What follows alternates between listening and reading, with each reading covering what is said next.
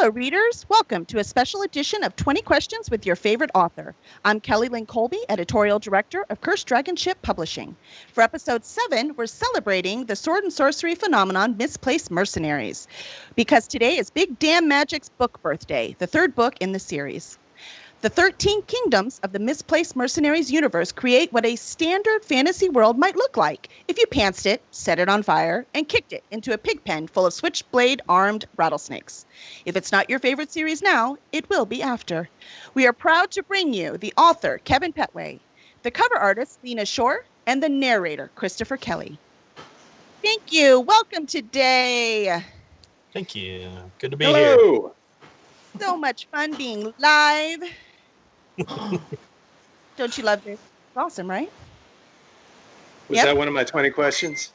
Yes. Down to 19? Awesome, Kevin. I want to know if this is awesome. Actually, Kevin, welcome. You're in the audience a lot. I'm so glad to actually have you on screen. Thank you. And Kevin Petway is one of our authors at Cursed Dragon Ship Publishing, so we are very, very lucky to have him on board. And I'll read you his bio real quick. So years ago, Kevin Petway looked around and decided that while there was plenty of amazing fantasy produced today, there was a definite theme to it, and the Red Wedding just wasn't funny enough. Resolving to address this critical oversight, he has produced the Misplaced Mercenary series of books, which puts laughter back in slaughter, because that's where it belongs. Kevin lives in Florida by the river in a house he always dreamt of with a woman who is too good for him and a pair of dogs who love him even when he forgets to feed them. Now he wants to be a writer because it is one of the few professions that will overlook his cursing with profusion and gusto in public. So welcome, Kevin. Welcome, welcome. Thank you. So I can't always start with the very first question, and that is Misplaced Mercenaries. Where did this thing come from?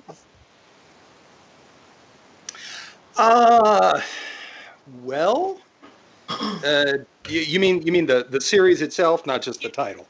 Yeah. Gosh. Honestly, I'm trying to remember. It's been a few years since I got started on it. I think I wanted to have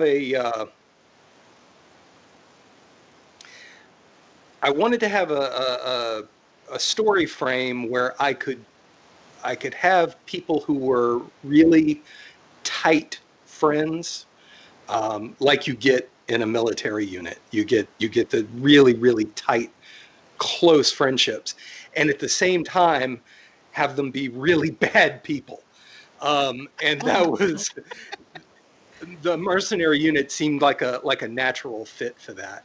And I had just been reading like a lot of Joe Abercrombie and Joe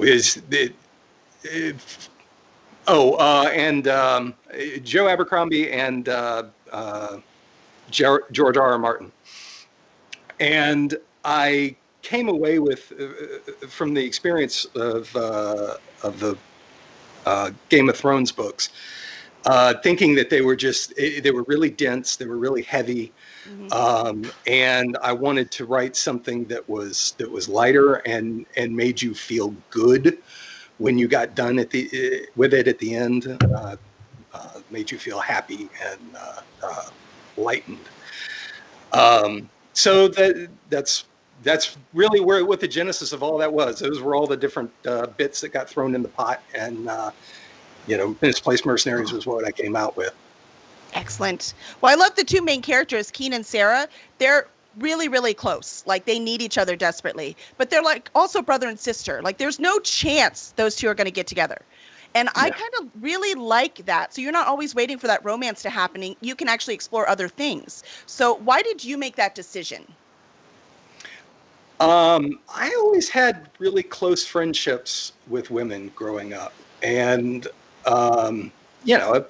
men and women, but there is a particular dynamic that exists between male and female friends when there is no, when it is totally platonic. There's no chance of a romantic relationship. And I like that. I wanted to put that down on paper and work with it and explore it and have fun with it. Um, and Keen and Sarah are both they're both very dear to me. I really enjoy them, and I love putting their relationship through the ringer. It's a lot of fun. In a very platonic way. So I like it. It's very interesting. It's different than you normally see. So I much appreciated that. Let's see. Let's go to Lena Shore. Miss Lena Shore. She is the cover artist for the entire series, actually. So she's done a great job. And you can see the covers up there as they flash by. She is a full-time freelancer who specializes in web development, graphic design, illustration, and lots of opinions about how to make your project better. In college, she majored in illustration and graphic design.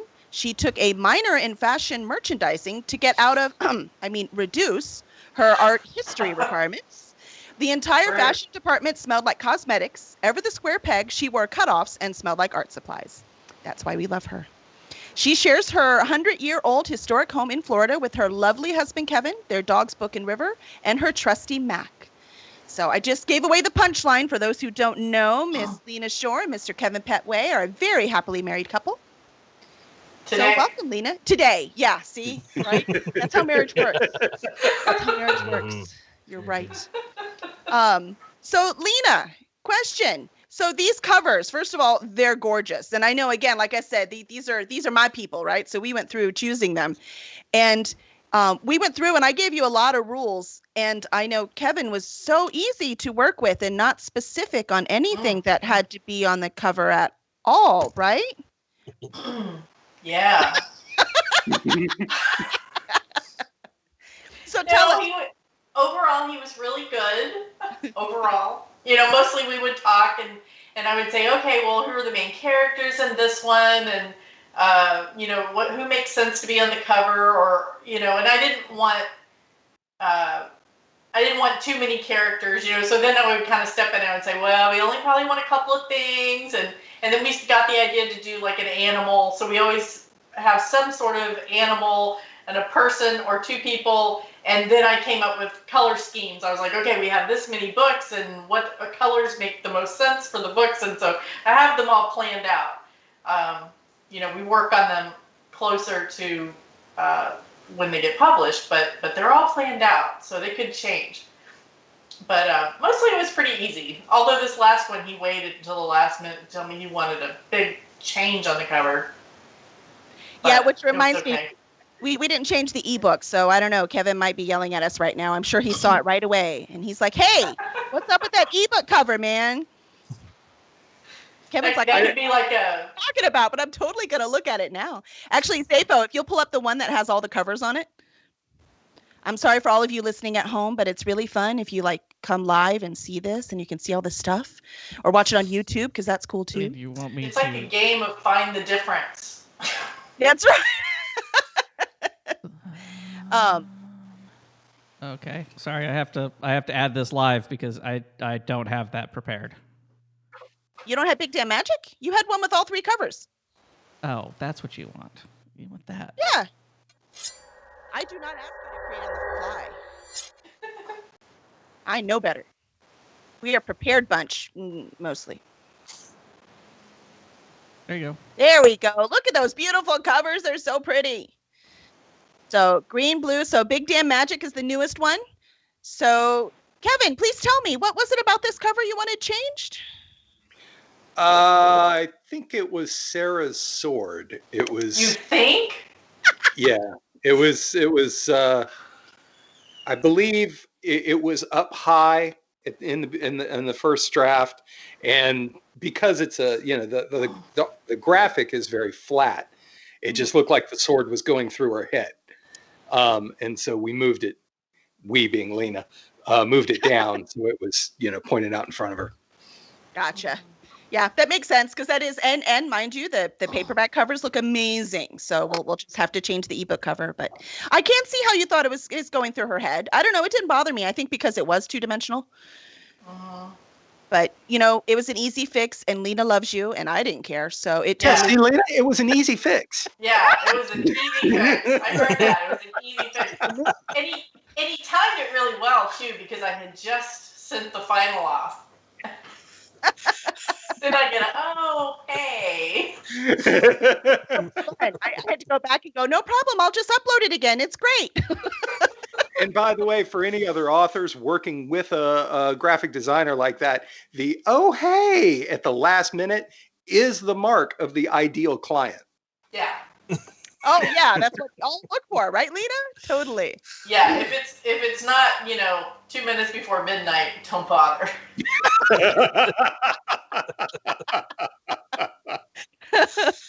Oh, that's fantastic. Let's see. Haley, I'll get to your question in just a minute, because what I want to do first is introduce Christopher Kelly, our amazing narrator for this series. And Christopher graduated in 2011 with a degree in theater with an emphasis in performance. He performed professionally in regional theater and then went on to tour as a performer and director for a traveling children's theater company before returning home to start a family.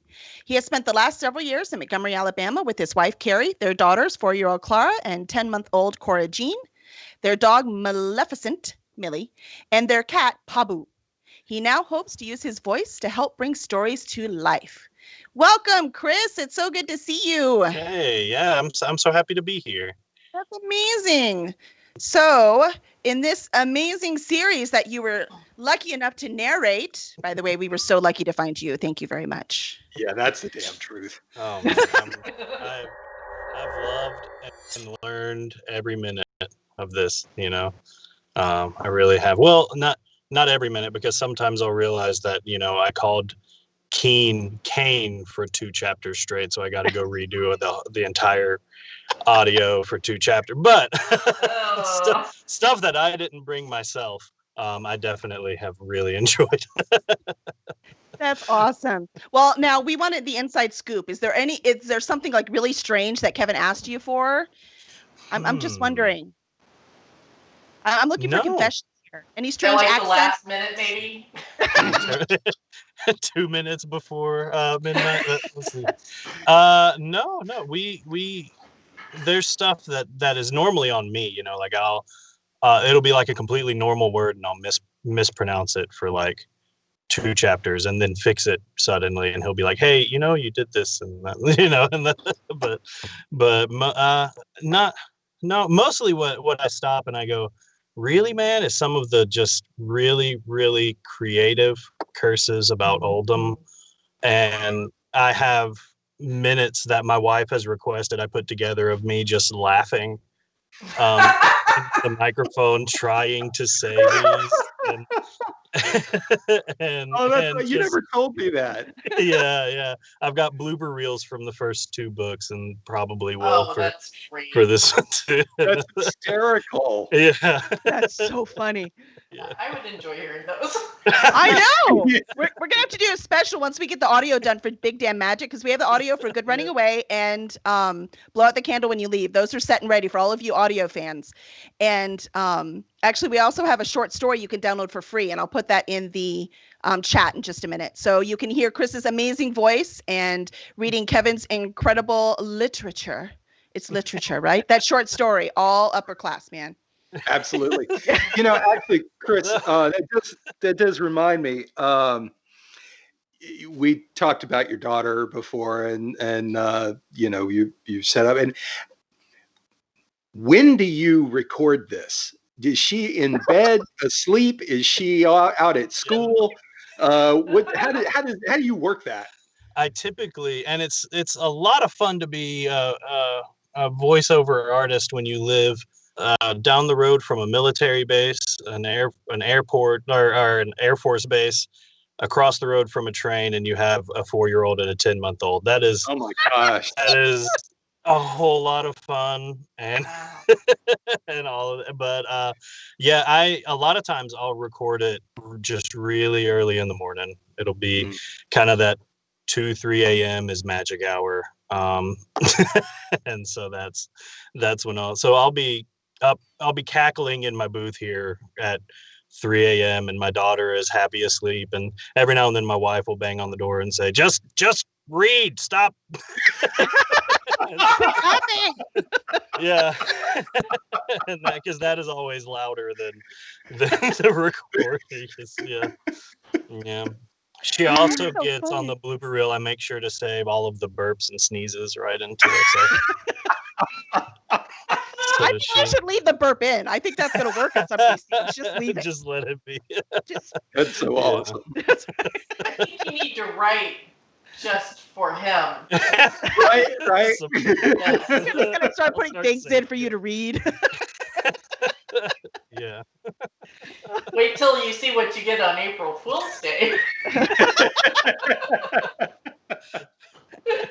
Oh, Kevin, there's a short story. I didn't know there was another short story. Kevin's like, yeah, there totally is. Right? Chris, read this one. Yeah. Just for me.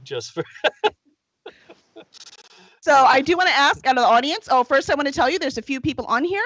We've got RTP for Uga. So it's somebody's cousin. So I'm not sure who that is. So if you want to say who you are, I will introduce you. And Christian Mike says hi. That's my sister. There you go. So Christian Mike is on saying hi. And Talis Twan. He says, I'm pretty sure Harmon and Eli burp a lot. So Yeah. let's see. And I posted the free short story audio version. So that's on there. You can download that for free and see how amazing it is. And then you'll be ready for the next 2 books. And then Haley had a question for you, Kevin. She wants to know, is there going to be a book 4? Yeah, I finished writing the first draft last week and have been editing it last week and this week. So there's going to be a book 4, and then once I get done with that, there will be book 5, which should wrap up the whole thing. Nice. It'll be so much fun. But are you done with this entire world after 5 books? So there's also another book that I wrote, which was originally book 4, and I couldn't slide it past my publisher because she didn't like the fact that none of the main characters were in it, which is sort of understandable, I guess. That horrible person. These editors, you just can't rely on them. They're Really? So mean. They're You mean. know, who knows where their head's at? Anyway, I think once we're done with this series, we'll probably whip that one into shape and do it as a standalone. And then I've got a couple of short stories that I also want to write in this world. After that, I'm probably done with books for Misplaced Mercenaries. I can't really say that 100%, but I do have my eye on some other projects that I want to do, down the road.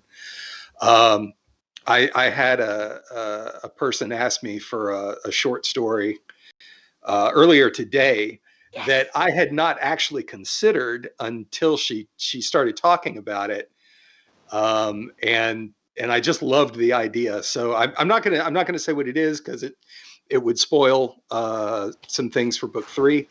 But it was a good idea, and I'm definitely going to write it. I think it'd be really funny. Mary Natwick says she begged, actually.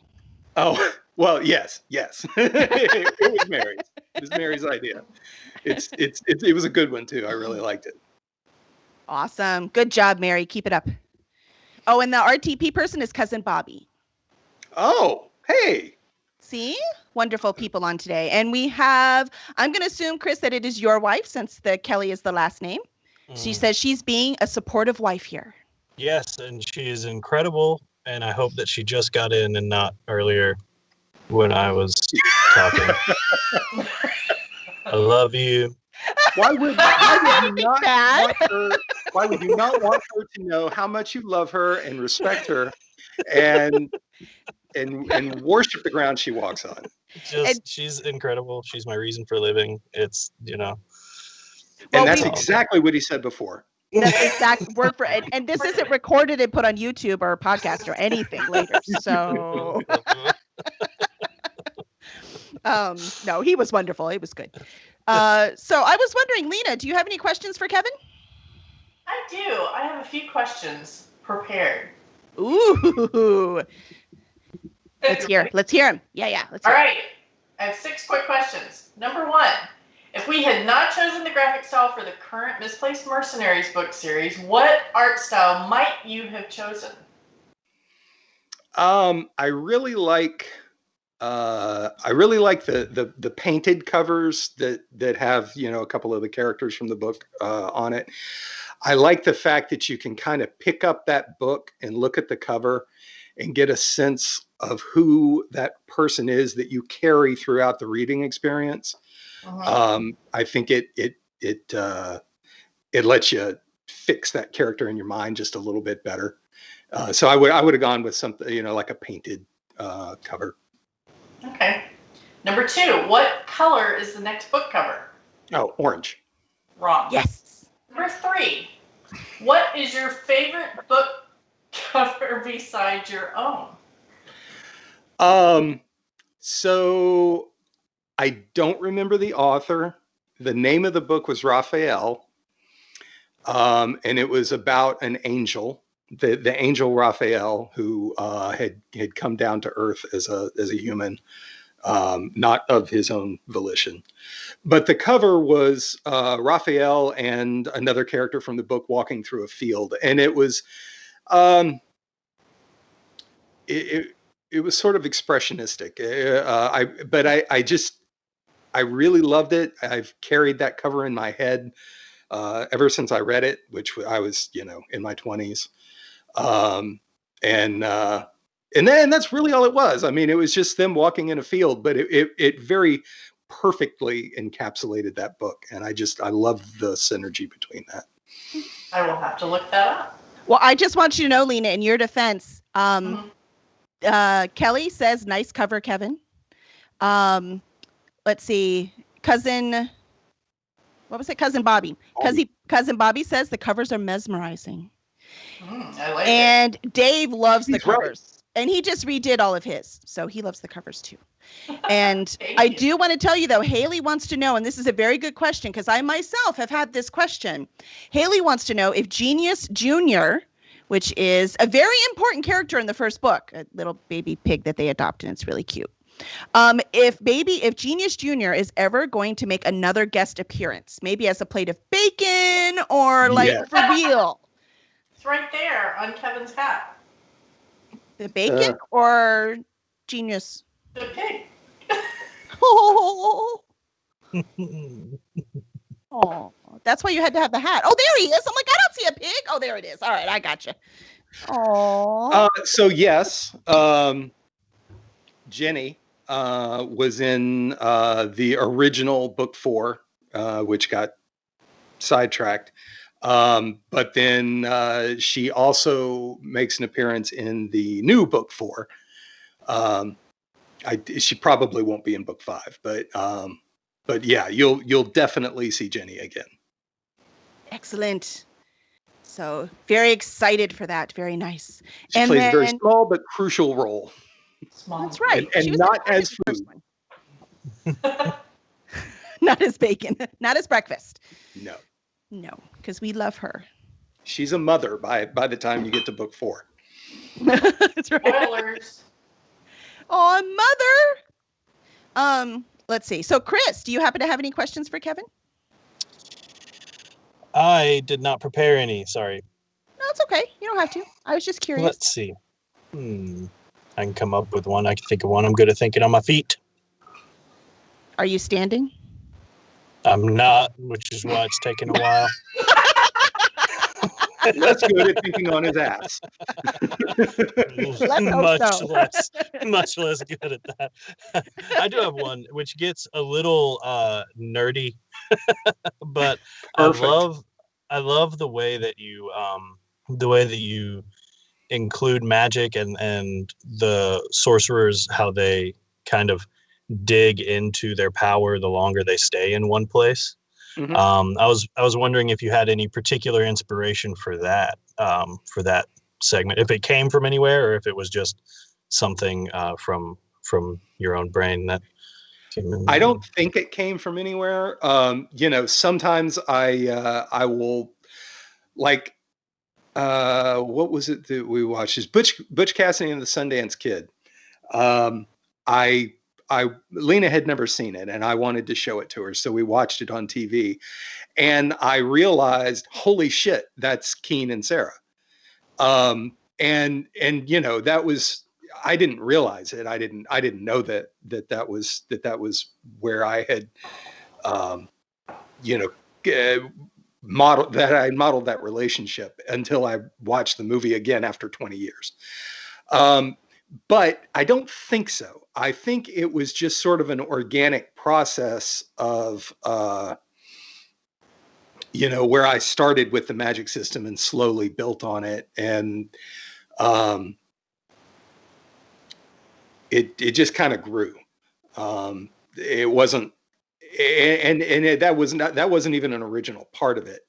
That sort of came along later. But I did like it. And once I thought about it, it took an increasing importance in the story, and by the end, it's a huge piece of it. Yeah. It's And what definitely not having read past the two that I've recorded, but except for a little of the manuscript today, but I like that. So sometimes you feel like it almost breaks the balance of the world whenever the magic users are super. So grounding it where there's a place of power, and you have to be strategic about where and when to do that and that. And I really like that added aspect to it. I'm a big fan of that. Yeah. Cool. Yeah, it's really important in Big Damn Magic. So I love it. I'm actually surprised you didn't plan it from the very beginning. It's one of those, it must be one of those things. I've done that too as a writer, right? Where you're writing and suddenly this thing comes to you and you're like, oh, that makes that other stuff make sense. I got it now. Well, the magic was almost not even in book one. I mean, you just get little hints of it here and there. And I think I had pretty much everything set in place before that book was over. But it didn't really start coming up until later, when, you know, you have characters who are sort of coming into their own magically, and so you learn more about these things as they do. And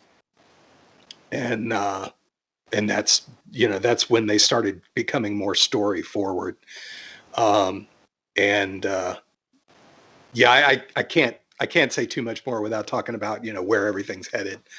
But it's a secret. The thing is, they're a lot of fun to do. You know, it's all that world building stuff, but they're really fun thought experiments to play with and sort of create their own system of natural laws, the way everything flows and works and you know, comes together. And then you have other things that once you figure that out, other things will suggest themselves. Well, if you have this and this, naturally you're also going to have this. And then once you get all of that put together, you have to figure out how to break it. And that's the most fun part, is, you know, because you have people who will naturally try to take advantage of all the loopholes in the system. Right. And so they're going to be spending their whole lives figuring out how to break the system. And that's what makes it fun, because you're encountering all of these new things that people are throwing up there and trying to outsmart each other with. So it's a lot of fun. I think it's funny that you say it like that, when Keen is really a character who does spend his whole life breaking the system, and now he is the system. So it's very interesting. Yeah. Don't expect him to stop thinking like that, though. Yeah, I don't think he can, right? It makes sense to me. It occurred to me the other day that Keen is who I would have grown into if I had not met Lena and gotten married. Lena, you're wonderful. I mean, look, Keen is amazing to read, and I love it. And now I'm understanding where Megan comes from. Yes. Yeah. Absolutely. Yes, it makes sense now. This is autobiographical. I didn't know that. Yeah. Yeah, I'm hearing him say, "Oh, well, you know, he's trying to always rule the system, break the system." And I'm like, yeah, okay. It all makes sense. And you're like, that's nice, dear. Shouldn't you be working? That's what Megan would tell Keen. Don't you have a meeting to go to? That's awesome. Oh, Mary has a question. She wants to know, how many different curses do you have in the book, and do you ever repeat them? Okay, so You know we don't count them, right, Mary? well, I keep a totally separate file of Keen's curses because I try not to repeat specifically the Oldham curses.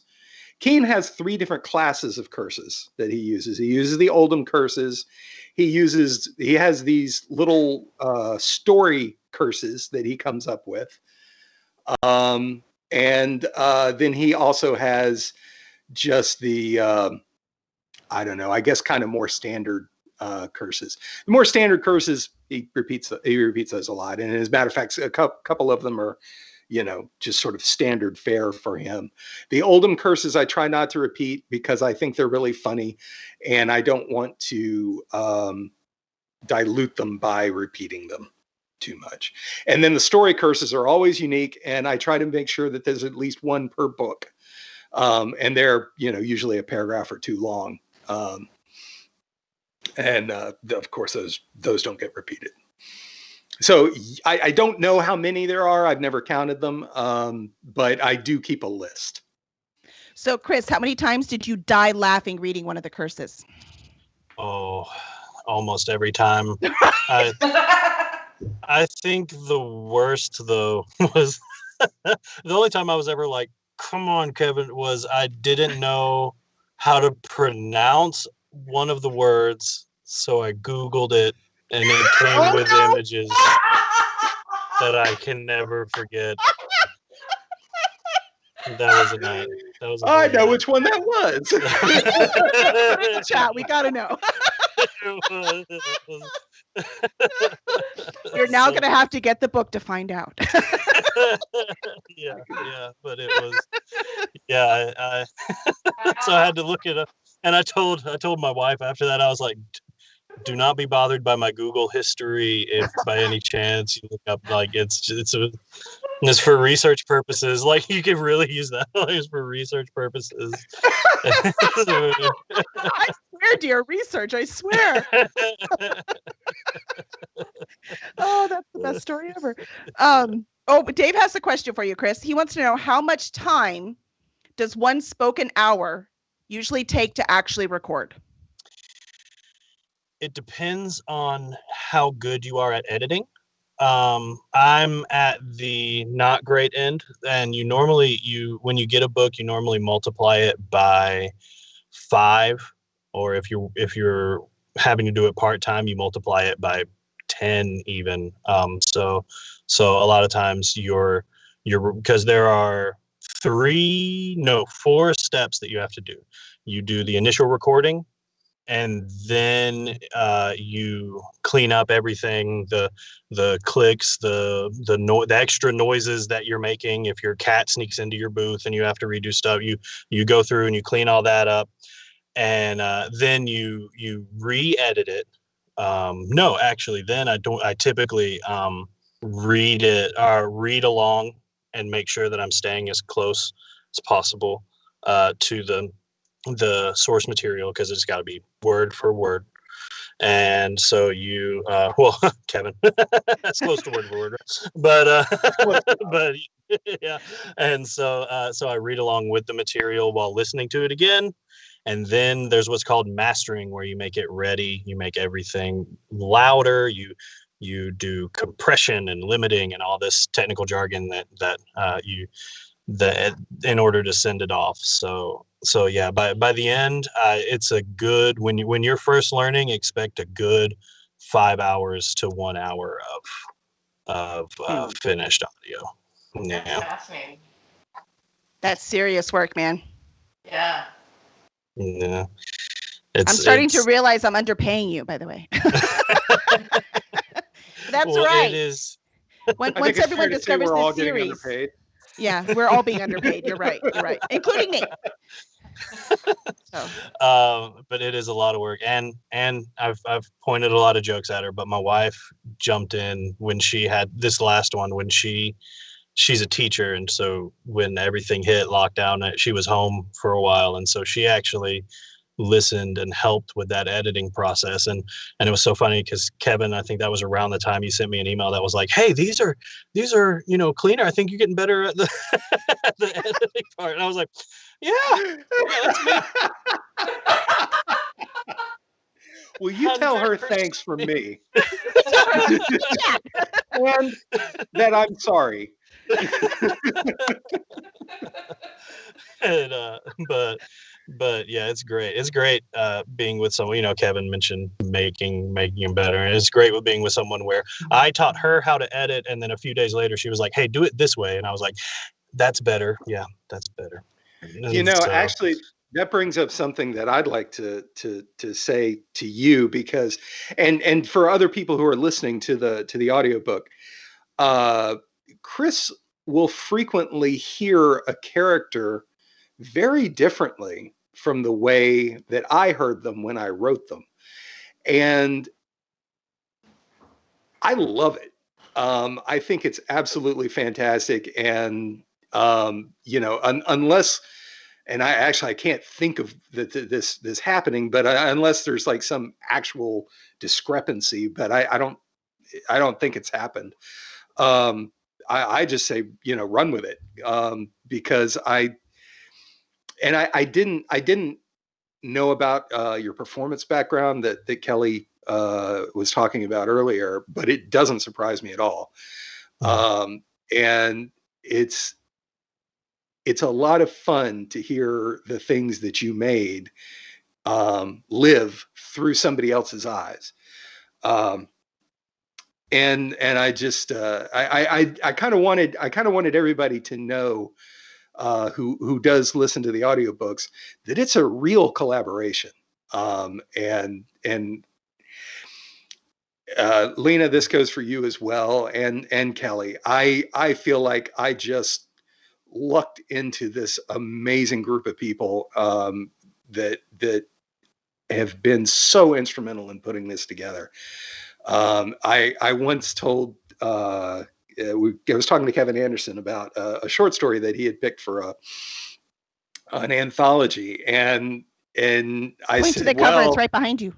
Oh yeah, it's your right hand. It's back there. Anyway, yeah. He was talking about it, and I was saying, well, I had the editor help me on this, and and all I did was write it. And he thought that was really funny that I would say that. But in a situation like this, that's kind of how I feel. Yeah, I wrote it, but it doesn't live without everybody else. And boy, the people here are so talented and so wonderful to work with. And I just feel so fortunate. It's just amazing. And I really thank you all. Hey, you're a pleasure to work with, man. You make deadlines. That's something that every editor begs for. So that's good. And it's always entertaining when I read it, as Chris well knows. And there's something really nice about reading something entertaining as well. So it's well, wonderful. Good. That's the goal. It works. That's the benefit to running my own publishing company. I only have to publish stuff I actually like. So it's yeah. Yep. Superstars. I know we talk about a lot in this podcast, but that's important. And Kevin and I sat next to each other at Superstars, and that's how all the magic happened. Yeah. So, Superstars was everything. Yep. It really was. It really was. So that's awesome. So I am wondering, Chris, do you have a selection of Big Damn Magic that you'd like to read for our audience? Yes, I do. Y'all are in for a treat. And oh, no, I don't anymore. Yeah, okay. I'm starting to see how the recordings happen. I get this now. Right. That is something that I was, worried about because you know how it always goes, that kernel of doubt that hits you Where I was like, what if I mess up and then they'll know that I mess up? And Well, now you've explained the whole process, so we know you edit it, so it's all good. yeah, that's right. That's right. All right. Beyond the hall, extending down and curling around the falls, lay the town of Finrath. It glowed in blue moonlight, punctuated by its own orangey yellow points of illumination. The town looked quaint and quiet from this vantage. A few taller buildings higher up the slope gave way to modest but sturdy homes further down. The waterfall dropped downward into darkness, and Keen could not tell if it pushed out into some stream or river or fell away beneath the earth. Now that is a magnificent sight, Sobney said, his grin so wide that his face appeared to split in half.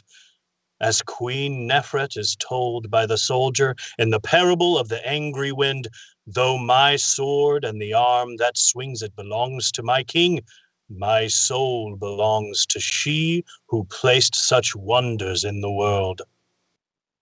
This from someone who won't look twice at a fine young woman's ass, said Morholt. I am looking at an ass right now, Sobney said, shook his head and frowned at Morholt. The waterfall continues to be the more breathtaking. This really isn't my best light, Morholt replied.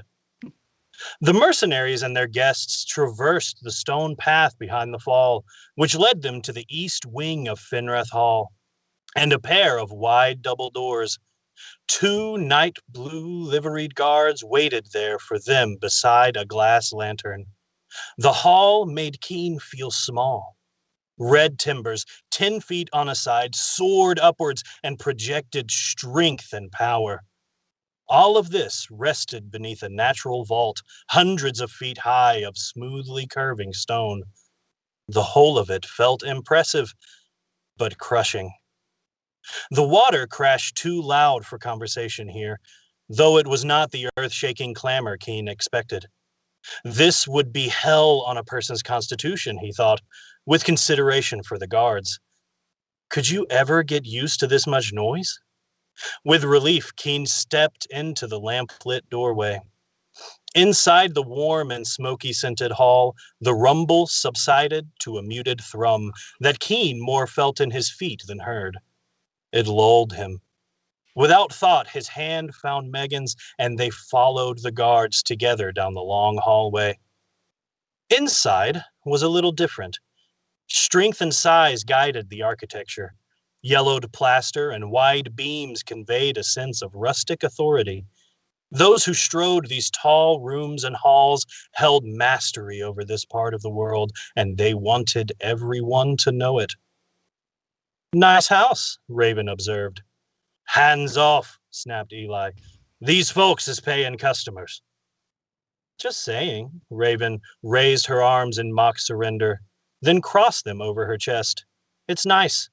Homey, if you're a giant anyway. The 2 guards led them to a pair of tall double doors made of polished redwood. Keen could hear yelling on the other side. He gripped Megan's hand, though which of them most needed the reassurance was an open question. Don't forget, she whispered to him, you're their king. They swore fealty to the crown, and that's you. Keen squeezed her hand in reply. He should have been taking notes of all of Megan's advice. By the way, there's something you ought to know, boy. Hardin spoke to Keen in a hushed voice. I don't hate you anymore. At Keen's incredulous expression, the old mercenary glowered and went on.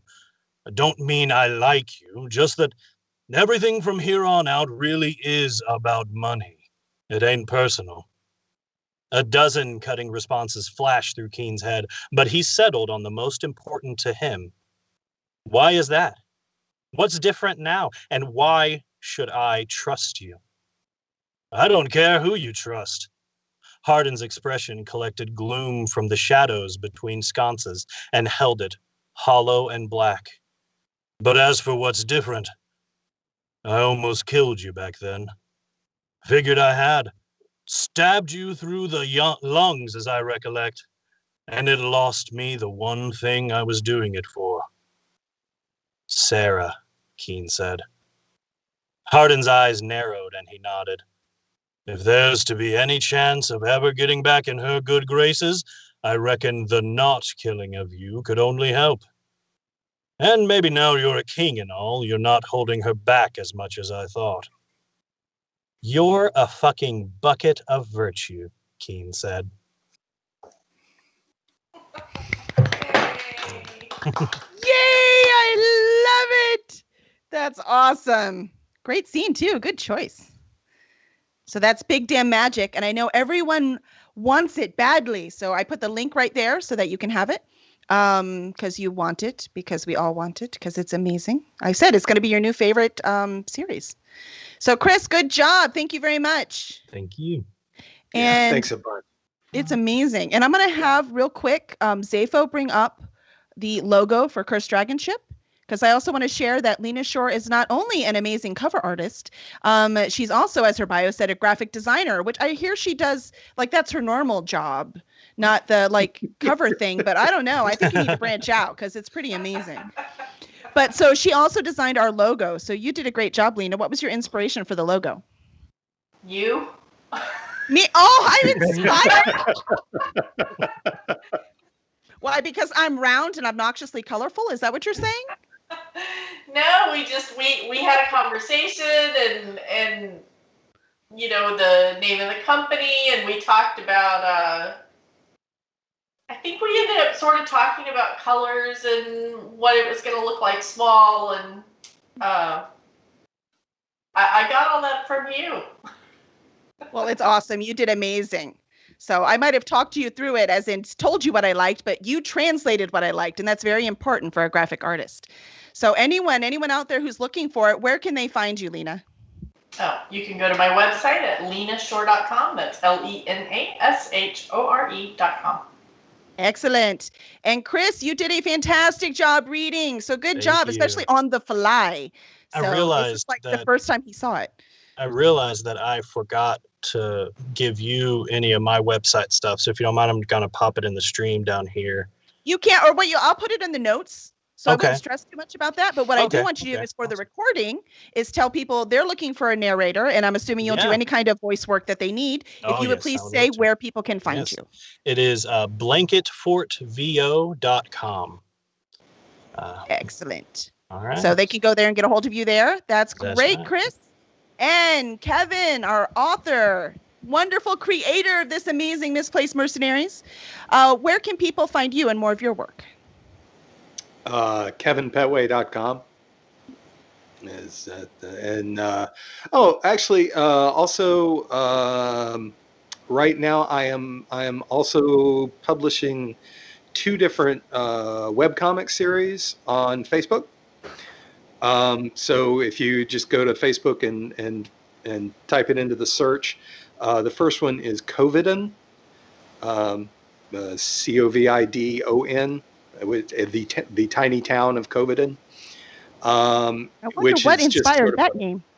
Yeah, right. So actually, very quickly, as something to do when we were trapped in our houses, I started ordering these little cardboard buildings to put together. They're like sort of like puzzles. And they were a lot of fun. And once I got started doing them, they were, I just kept getting them. And finally, I had this gigantic table full of them. And I was like, I have to do something with them. So I started making the webcomic out of these, in this little town that I built. And so that's the and it's just sort of like a generic fantasy-ish kind of thing, except it's very tongue-in-cheek and lots of more modern references. But anyway, the other one is it's actually a D&D comic. It's called Heroes of Lesser Earth, and I finished the comic years and years ago, and it had its own website and stuff, but we took that down, and so I'm republishing the comic, and it's nobody saw it the first time, so it's kind of new to everybody. And that is actually a Dungeons and Dragons comic. But if you appreciate fantasy and fantasy tropes at all, you'll be fine with it. But if you happen to be a Dungeons and Dragons player, or any kind of fantasy any kind of role playing game, and that's sort of based on all of my role playing experience and all of the people that I have met gaming, and there's a lot of people sort of fit into different tropes. But anyway, so there's 800 of those, and it'll be going for a while. So Covidin and Heroes of Lesser Earth, and kevinpetway.com. Perfect. Excellent. And for those of you interested, A Good Running Away is the first one in this series, and it will be on sale for 99 cents, the ebook version, tomorrow through the 12th. So if you're like, oh my gosh, this sounds so exciting, because I know you do, and you really want to start it, that would be a great place to start. Also, if you have Kindle Unlimited, it is available for free on there, so you can get it there. And the paperback book, all 3 of them are out, and they are available wherever you would like. And the audio version is available on Audible and iTunes, and I think those are the big ones, Audible and iTunes. And so you can find the Audible on those places too. So please go wherever you love to get your books, and get your wonderful copy. And we want to thank everyone for being here tonight. Thank you, Kevin, Lena, and Chris. It has been a true pleasure. I know that we will be seeing more of you guys in the future. Awesome. And I also, certainly hope so. excellent. And for anyone who wants to support, please make sure to leave reviews of books. It's the author's best friend. If you please leave a review wherever you get your books, or your Audible, wherever you get, however you consume your data. We're no judging. I don't care. Just have fun. And then we will, and please leave a review for this podcast as well. Also, wherever you get your podcast, we greatly appreciate it. And we will see you next week, where we're interviewing Adam Gavin. So that'll be fun. All right. Thank you, everyone. We'll see you next time. Thank you. Bye. Goodbye. Bye. And don't go away, people who are in the chat, because we're giving away a book. Oh, awesome.